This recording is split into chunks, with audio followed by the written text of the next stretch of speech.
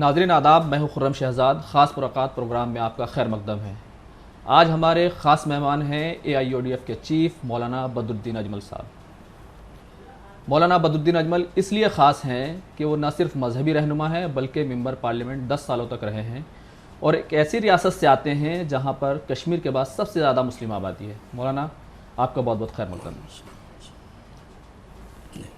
मौलाना, सबसे पहले आपको मुबारकबाद कि तीसरी मरतबा मेंबर पार्लियामेंट चुने गए। बहुत बहुत शुक्रिया।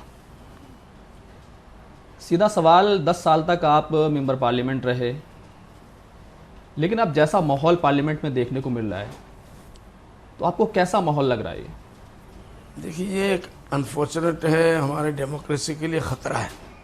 उसके लिए लोगों को शर्मिंदा होना चाहिए, पार्लियामेंट्रियन लोगों को भी, प्राइम मिनिस्टर साहब को भी, होम मिनिस्टर और स्पीकर साहब को खास करके। उनकी जिम्मेदारी है कि इस किस्म का कोई घटना फिर आइंदा 5 साल के अंदर ना हो। जो वाक़या हुआ वो बिल्कुल एक्सपेक्टेशन के बिल्कुल ख़िलाफ़ और संविधान के भी मेरे ख्याल से ख़िलाफ़ है कि अगर असदुद्दीन साहब जब वो अपना नॉमिनेशन और शपथ लेने गए तो वो तो नॉर्मल जा रहे थे जो टीवी दिखा रहा है, और कोई भी 550 लोगों ने लिया, कोई नाच नाच के और कोई उछल उछल के तो नहीं लिया, ना किसी ने किसी के नारे दिए। उनको छेड़ा गया बाकायदा पीछे की तरफ से। मेंबरान पार्लियामेंट में जो नए हैं पुराने, उन्होंने कुछ स्लोगन से, ख़ास स्लोगन कुछ ऐसे जो हिंदू मज़हब के साथ ताल्लुक़ है, उन्होंने उनको छेड़ा। जब उनको छेड़ा गया तो उन्होंने शपथ ग्रहण के लास्ट में उन्होंने भी इस्लामिक एक स्लोगन मार दिया, अल्लाह अकबर कह दिया। तो ये मेरे ख्याल से नहीं होना चाहिए था दोनों तरफ से, लेकिन उनको मजबूर किया गया। ये सवाल ये है, क्या इससे पहले ऐसी रिवायत रही है, ऐसा पहले भी हुआ है? हमारे सामने गए 10 साल में तो ऐसा नहीं हुआ, मुझे याद नहीं पड़ता।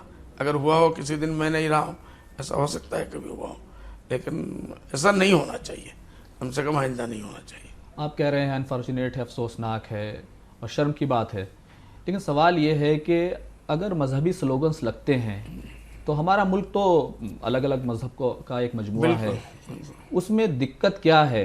ख़ासतौर से जय श्री राम के नारे लगे, वंदे मातरम, और फिर अल्लाह अकबर के नारे भी लगे, तो दिक्कत क्या है इसमें?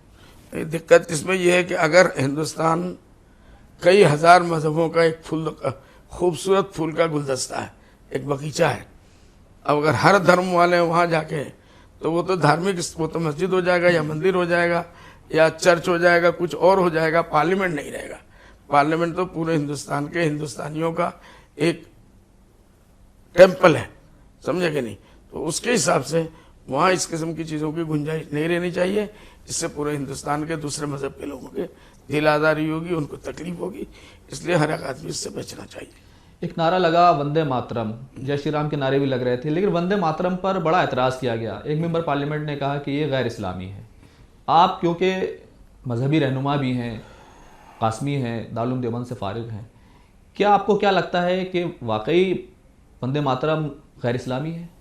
बिल्कुल ये गैर इस्लामी है। हमारा इस्लाम सिर्फ एक खुदा को मानने की बात करता है, खुदा के सिवा दूसरा कोई खुदा हम नहीं मानते हैं, ना उसकी इबादत कर सकते हैं, ना पूजा कर सकते हैं। और हमारे गैर मुस्लिम भाई भी, अगर देखिए उनके ऊपर जब संकट आता है, कोई मुसीबत आता है, तो वो ऊपर हाथ उठाते हैं।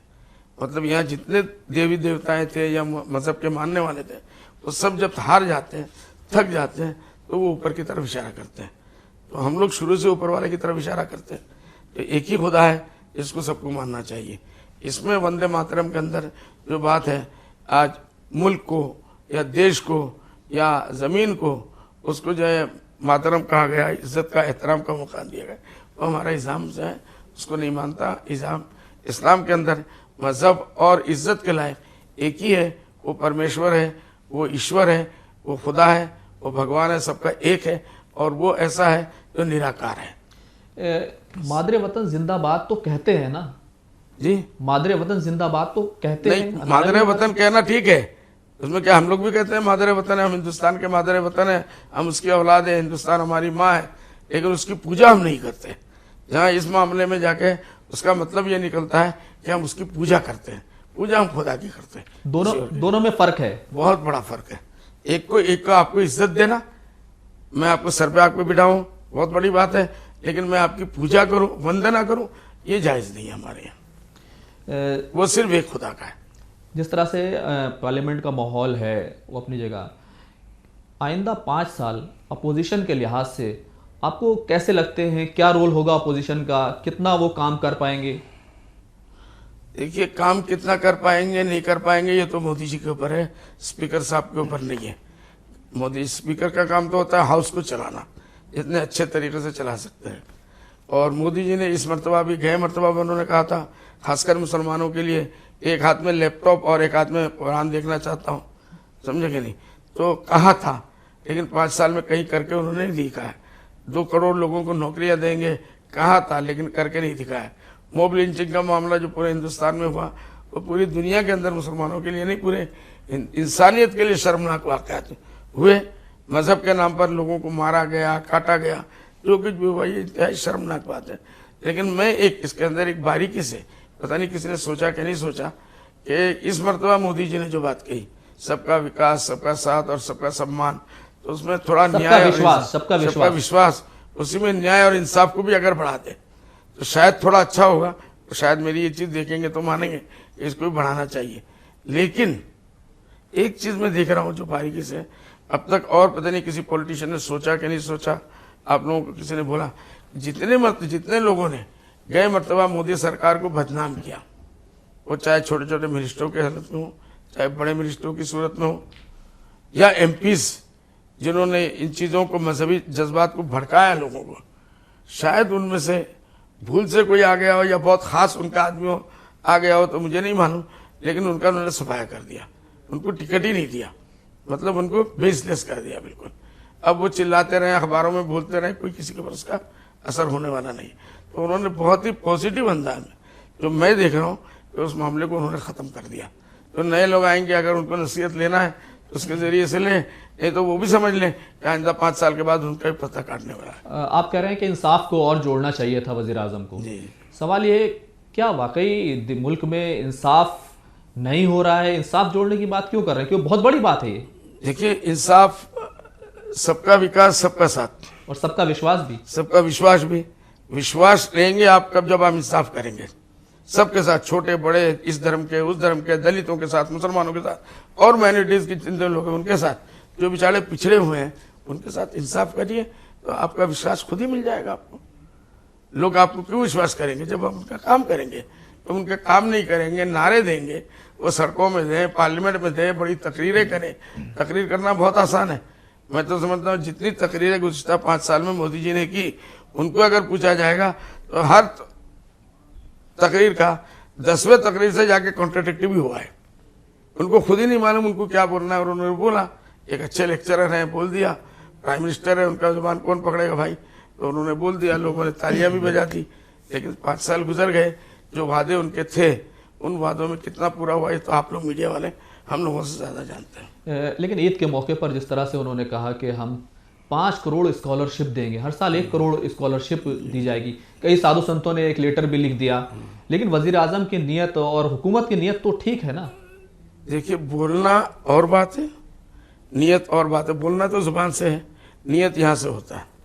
नीयत में अगर सच्चाई, पहली बात तो यह है कि स्कॉलरशिप जो माइनॉरिटीज का था, माइनॉरिटीज में 6 कम्युनिटीज हैं, वो क्लियर अब कहाँ हो रहा है कि ये मुसलमानों की आप बात कर रहे हैं।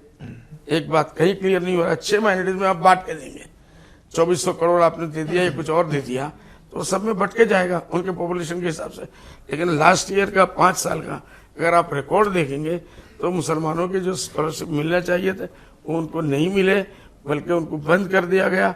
आखिर तक में उसको ख़त्म ही कर दिया गया, बगैर बोले उसको ख़त्म कर दिया गया। इस मतलब आप बोले 5 करोड़ करके ये ले देंगे, तो उसमें मुसलमानों को कितना निकलेगा आप पहले बताइए। दूसरे 5 तारीख को बजट लाने वाला है, हम उसके इंतजार में हैं कि माइनॉरिटीज़ के लिए आपने पैसा कितना रखा।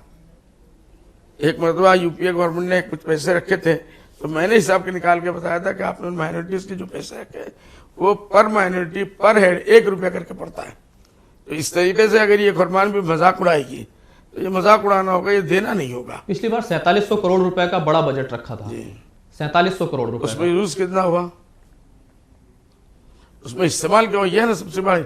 मुझे जब देना ही नहीं है, वो एक किस्सा है, एक प्याज की दुकान पे एक आदमी गया, उसने बोला 100 रुपया। इसने दुकान वाले जिसके पास आया तो बोले 200 रुपया। बोले भाई ऐसा क्यों कर रहे हो? बोले 100 रुपये में मिल रहा है सामने वाला, तो बोले चले जाओ ले लो। बोले उसके पास माल नहीं है। तो उसने बोला जिस दिन मेरे पास माल नहीं होगा तो आना, मैं फ्री दे दूंगा। तो ये हालात आजकल चल रहे हैं। ये ऐलान करने में तो किसी के मुंह को कोई रोक नहीं सकता, बोलने में किसी को रोक नहीं सकता, नतीजा जाके क्या होता है वो असल चीज। कहीं जाइएगा मत, बस थोड़ी देर में लौट कर आते हैं।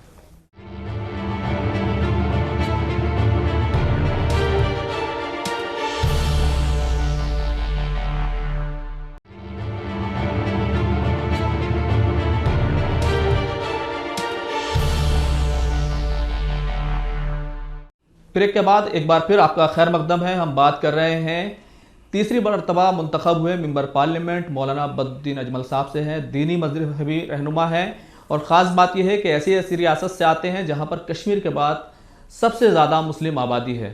मौलाना, गुफ्तगू हम लोग की चल रही थी कि स्कॉलरशिप पर आप सवाल उठा रहे थे कि कितना खर्च हुआ। ऐसे सवाल क्यों? क्योंकि अगर हुकूमत की नीयत है, वो कुछ करना चाहती है, फिर भी बड़ा सवाल आप लोग उठाते हैं। नीयत में बहुत बड़ा मसला है। ये जिन मदरसों के बच्चों की बात कर रहे हैं, लोगों ने, टीवी वालों ने तो ऐसा हिला दिया जैसे कोई जमीन आसमान टूट पड़ा। ऐसा एहसान हुआ जिससे पहले किसी ने नहीं किया। मदरसों की बात हो रही है। सच्चर कमेटी की रिपोर्ट यह है कि मदरसों में पढ़ने वाले मुसलमानों के ओनली 4% बच्चे हैं। 96% बच्चे वो है मैट्रिक तक नहीं पहुंच पाते। मैट्रिक से एक बहुत बड़ा हिस्सा ड्रॉप आउट हो जाता है। फिर उसके बाद वो हायर सेकेंडरी में जाते हैं, उससे बड़ा हिस्सा ड्रॉप आउट हो जाता है। उसके बाद वो कॉलेजों में, यूनिवर्सिटी में जाने के बाद वो मुश्किल 2% मुसलमानों का बच्चा आज रेंगते बड़ी मुश्किलों से जाके 2% पहुंचता है। तो हमारा ये कहना, अगर आपकी नीयत सही है, वाकई है, ये तो खालिस मजहबी मसला है हमारा मदरसे का, इसको आप छोड़ दीजिए। लेकिन स्कॉलरशिप तो मेरी बात, 96% जो मुसलमान जा ही नहीं रहा है, पहुंच नहीं पा रहा है, वो किसी मईशत की वजह से, कारोबार काम की वजह से, माँ बाप की मजबूरी की वजह से, उसके लिए आपने क्या सहूलियत दी, उसके लिए आपने क्या पैकेज बनाया, उसको पढ़ाने के लिए और मेन स्ट्रीम में लाने के लिए। आज देखिए, आप कहने में मुसलमान जो है वो सेकंड लार्जेस्ट पॉपुलेशन अपने आप को कहते हैं, लेकिन हम आप माइनॉरिटी कहते हैं। आज कोर्ट में आप चले जाइए, सबसे ज्यादा कोर्ट मुसलमानों के खिलाफ हो रहा है। केसेस के अंदर पकड़े जा रहे हैं तो मुसलमान पकड़े जा रहे हैं। जुर्म का अगर उनको देखा जाए, क्यों? इसकी वाहिद वजह उनके एजुकेशन की कमी है और ये एजुकेशन का मसला है।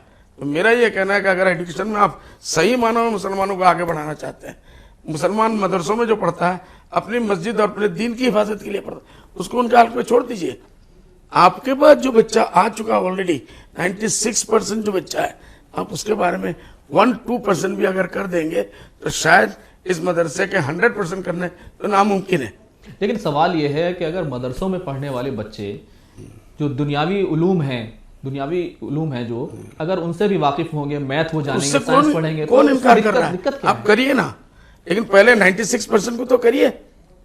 ये अगर खुदा ना खास्ता, अल्लाह ना करे, आपके हिसाब से वो बर्बाद जा रहे हैं, हमारे हिसाब से बर्बाद नहीं जा रहे। वो हमारे दीन की तालीम पढ़ रहे हैं। कल हमारे मस्जिदों में इमाम की जरूरत है।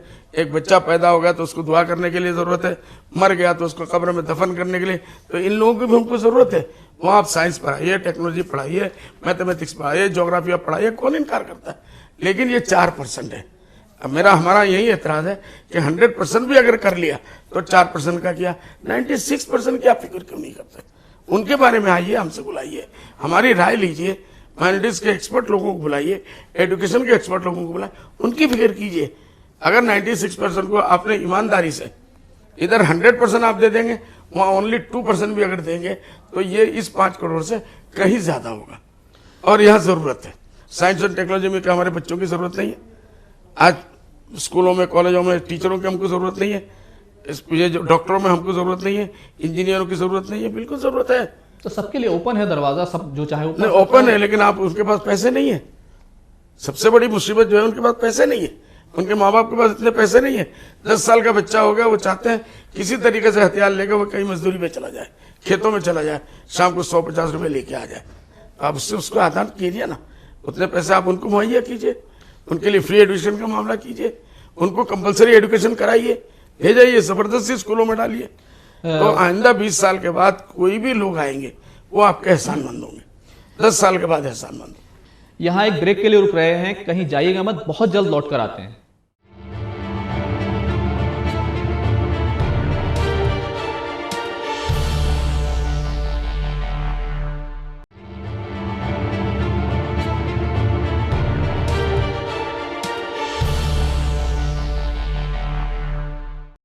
ब्रेक के बाद आपका एक बार फिर खैर मकदम है। आज हमारे खास मेहमान हैं मौलाना बदरुद्दीन अजमल साहब। अभी जो हमारी मेंबर पार्लियामेंट है मीटिंग हो रही थी वन नेशन वन इलेक्शन को लेकर के, इस पर आपका क्या रुख है? ये वो लोग बात करते हैं जो अमेरिकन थ्योरी को मानते हैं। इंडिया हमारी एक डेमोक्रेटिक कंट्री है। इंडिया का संविधान जो है वो उस हिसाब से नहीं बना हुआ है। आप तो आज खुश हैं कि आपने इस मरतबा भी छक्का मार दिया, लास्ट मरतबा भी आपने छक्का मार दिया था, इस मरतबा भी मार दिया।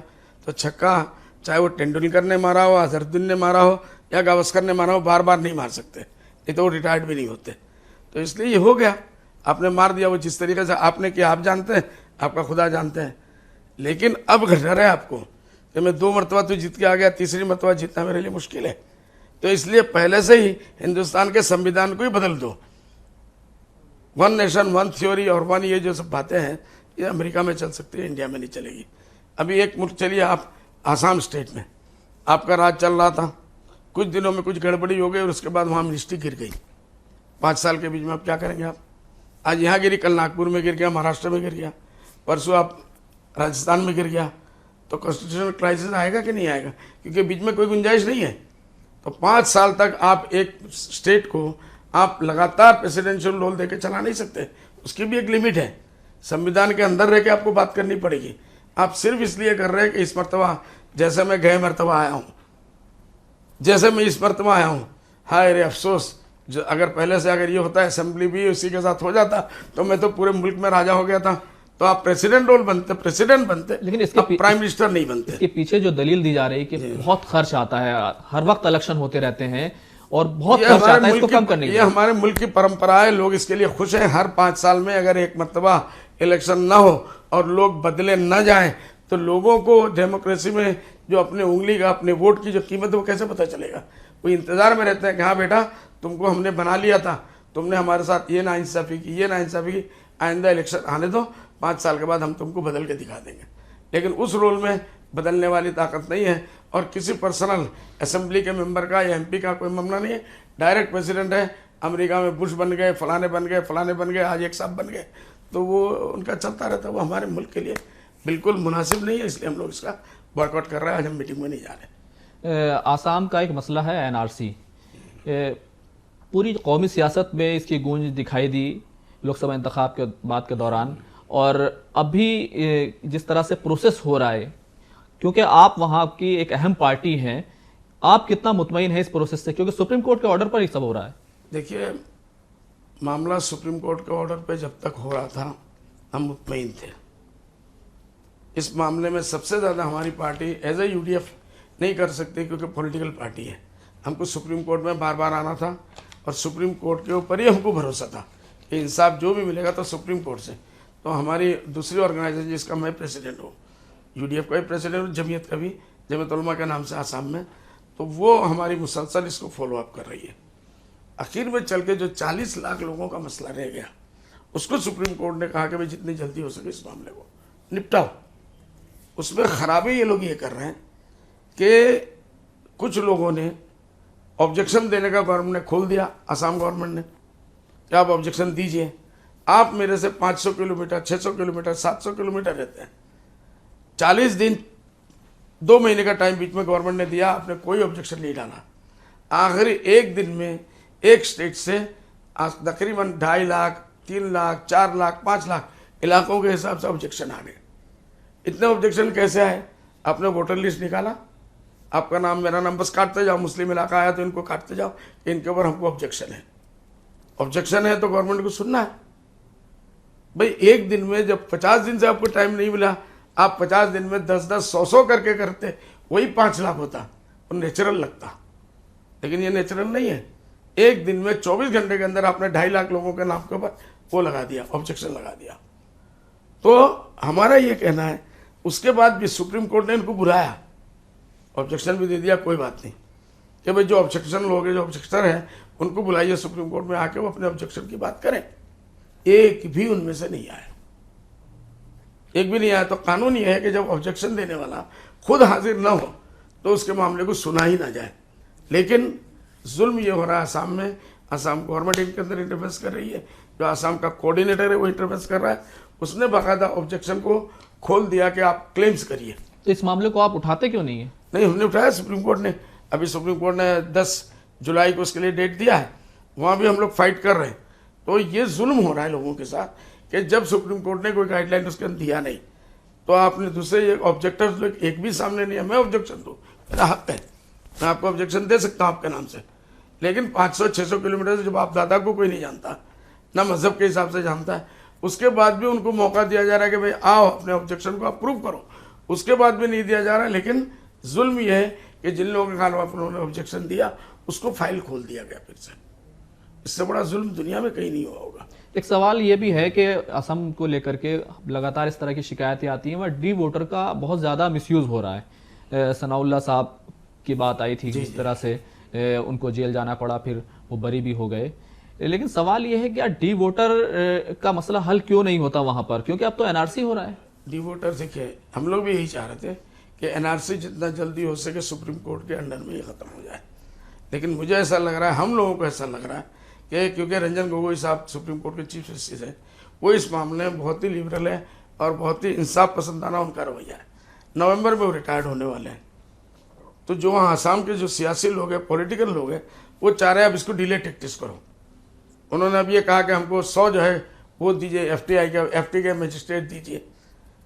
एफटी का ये हाल है कि 19 जजों ने एफटी यानी फॉरेन ट्रिब्यूनल, तो 19 लोगों ने अपना इस्तीफा दे दिया, रिजाइन कर दिया, ये कह के कि यहाँ जुल्म हो रहा है, जो लोगों के साथ इंसाफ मिलना चाहिए था वो इंसाफ नहीं मिल रहा है और हम इसमें काम नहीं करेंगे। अब गवर्नमेंट उसके ऊपर 100 और बढ़ाना चाह रही है। बढ़ाने का मतलब क्या है? उस दिन पेपर में था 1000 बढ़ाने का डिमांड है। बढ़ाने का मतलब क्या है? फॉरेनर्स अफेयर्स का जो मामला है वो सुप्रीम कोर्ट के टाइम के अंदर, फ्रेम के अंदर हो जाए। तो वो जब 1000 लोग बैठेंगे, उनको बिठाया गया, फॉरेनर्स उनको बनाओ, डी वोटर उनको बनाओ, एनआरसी के अंदर से नाम उनका काटो, तो आपका इच्छा है आपकी कम से कम 7 लाख, 8 लाख, 9 लाख, 10 लाख लोगों को आप काटना है। आप इस तरीके से जुल्म करके उनके नामों को काटना चाहते हैं, जिसके बारे में हम उनसे मुत्तफिक नहीं करते, हम उसको चैलेंज कर रहे हैं। एक बड़ा मसला रहा असम को लेकर के, सिटीजनशिप बिल को लेकर के, अमेंडमेंट बिल, इसकी मुखालफत आप लोग बहुत करें, लेकिन जो लोग वाकई ज़रूरतमंद हैं, जो पड़ोसी मुल्कों में अगर किसी पर जुल्म हो रहा है, वो भाग कर यहाँ आ गए हैं, अगर उनको शहरियत दी जाती है तो उसमें आप लोगों का क्या नुकसान है? हमारा नुकसान एक ही है कि पहली बात तो ये है कि वो सिटीजनशिप अमेंडमेंट बिल जो ला रहे हैं वो आसाम के लिए ला रहे हैं। आसाम में कॉन्स्टिट्यूशन के खिलाफ, वहाँ के धार्मिक उसके खिलाफ, डेमोग्राफी के खिलाफ। आज 3.5 करोड़ की आबादी है, आप उसमें 1 करोड़, 1.25 करोड़, 1.5 करोड़ लोग ला के थोप देंगे तो वहाँ के तो हर चीज़ चेंज हो जाएगी। अब सादा पानी था, उसके अंदर आप गंदगी डालें या दूसरे रंग का पानी डालें, वो रंग पीला हो जाएगा, साफ हो जाएगा, काला वो नहीं होगा, सफ़ेद नहीं होगा। उसके अंदर जो वहाँ के लोगों को पहले से रोज़ी नहीं मिल रही है, वहाँ के लोग रोज़ी के मामले 25 लाख से ज़्यादा आज वहाँ जो है वो अनएम्प्लॉयमेंट का मसला चल रहा है। इंडस्ट्री वहाँ कोई है नहीं। आसाम तो आसाम इसकी पूरी मुखालफत कर रहा है, पूरा आसाम इसकी मुखालफत कर रहा है, सिवाय बंगाली भाइयों के, क्योंकि वो बंगालियों को लाने की बात कर रहे हैं, वो उनके हित में है। तो इसलिए पूरा हिंदुस्तान जो है, जो इंडिया का कॉन्स्टिट्यूशन है, हम कह रहे हैं कि धर्म की बुनियाद पे मत लाओ। अगर कोई पड़ोसी है बांग्लादेश में भी क्या हूँ, बांग्लादेश के चीफ जस्टिस साहब हिंदू है, क्या जुल्म होना उनके ऊपर? टीचर्स उनके जितने हैं 97% जो टीचर्स हैं वो गैर मुस्लिम भाई लोग हैं हमारे। वहाँ मस्जिदों के बाउंड्री के अंदर मैंने खुद देखा कि पूजा के लिए मंडप बनाने की इजाज़त दी। गवर्नमेंट ऑफ बांग्लादेश ने 37,000 करके पर पूर्ण मंडप को पैसा दिया। उसके बाद 17 मरतबा government of India, Sushma Swaraj और प्राइम मिनिस्टर, प्रेसिडेंट लेवल पे 17 मरतबा मीटिंग हुई। कहीं इस बात का जिक्र भी नहीं है, किसी एजेंडे में भी नहीं है। आप कह रहे हैं कि आसाम पूरी रियासत जो है वो इस बिल के खिलाफ है, लेकिन जब हम नताइज बंगाली भाइयों के लोकसभा इंतखाबात के नताइज देखते हैं असम में, तो आपकी पार्टी की नुमाइंदगी तो और इस बार और घट गई। नहीं, हमारी पार्टी को छोड़ दीजिए। हमारी पार्टी तो ये हुआ कि हमको कांग्रेस से, जो हम उनके साथ यूपीए के साथ 10 साल से थे, कांग्रेस वालों ने आपस में समझौता करके अपने भाई बीजेपी वालों के साथ मिल के उन्होंने 2 सीटें बांट ली कि मौलाना को ख़त्म करना है, यूडीएफ को ख़त्म करना है, वो एक अलग मसला है। और उसमें उन्होंने किया, 1 सीट कांग्रेस ने ले लिया, 1 सीट बीजेपी ने ले लिया, हमको बीच में ख़त्म कर दिया। तो ख़त्म तो वही करेगा जो ऊपर वाला करने वाला है, समझे कि नहीं? तो वो एक अलग मसला है, ये अलग मसला है।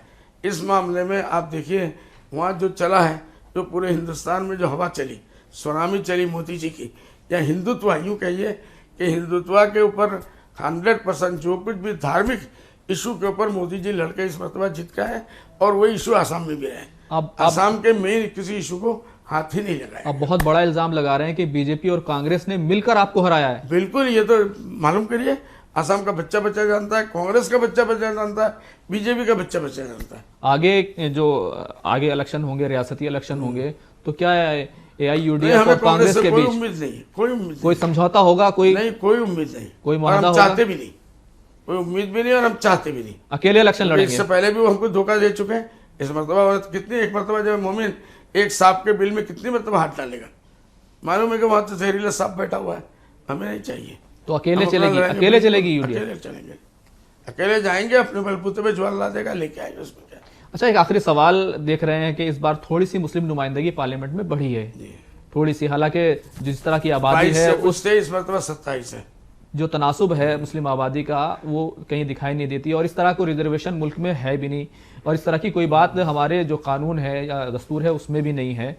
लेकिन मेरा सवाल ये है कि जो सारे मुस्लिम मेंबरान पार्लियामेंट चुन कर आए हैं, क्या कोई फोरम बनाएंगे, कोई आपसी एक दूसरे की जो है इत्तेफाक बाहमी से आगे बढ़ने की कोशिश करेंगे पार्लियामेंट में? देखिए, फॉर्म बनाना कहाँ तक मुमकिन होगा या कहाँ तक मुफीद होगा या नुकसान होगा, इसका भी जायज़ा लेना पड़ेगा। कम से कम ये 27 मेंबरान पार्लियामेंट को किसी होटल में या किसी कन्वेंशन हॉल में बुला के खाना वाना खिला के उनके साथ बैठ के बातचीत करके आपस में तारुफ हो, एक दूसरे को जाने समझे, एक दूसरे का स्ट्रेंथ क्या है ये तो मालूम हो, वो किस किस पार्टी से बिलोंग करते हैं, तो वो पार्टी के एजेंडे के अलावा जब कौमी मसला आएगा तो उनको इस मसाइल के ऊपर एक होने की ज़रूरत है, कि हम उनको दावत देंगे और कोशिश ये करेंगे हर पार्लियामेंट से पहले जो इश्यूज़ आने वाले हैं उनके ऊपर हम बैठ के बात करें, और अगर कुछ कॉन्शस बनता है तो बहुत अच्छी बात है, ये तो कोशिश करना अपना काम है, होना ना होना अल्लाह की मेहरबानी। वक्त देने के लिए बहुत बहुत शुक्रिया। शुक्रिया आपका। आज की खास मुलाकात में बस इतना ही। एक बार फिर हाजिर होंगे आइंदा हफ्ते किसी खास शख्सियत के साथ। तब तक के लिए इजाज़त दीजिए। आदाब।